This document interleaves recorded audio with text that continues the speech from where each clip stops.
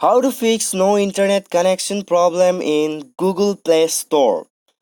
Hey guys, welcome back to 1 Million Ideas YouTube channel. In this video, I will show you how to fix no internet connection problem in Google Play Store. So guys, there are three type of settings, and the first one is make sure that your internet connection is on.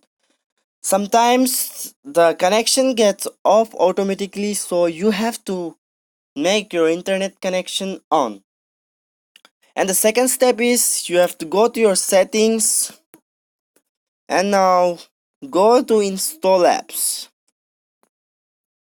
Click on install apps and now search for Google Play Store.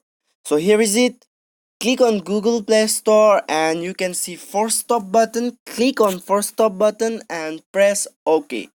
And go back and now you can see storage. Click on storage and you have to clear all the data.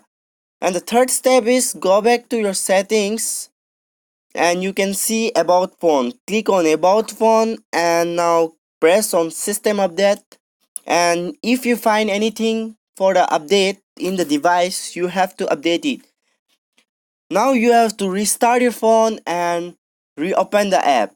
The problem will be solved. Thanks for watching.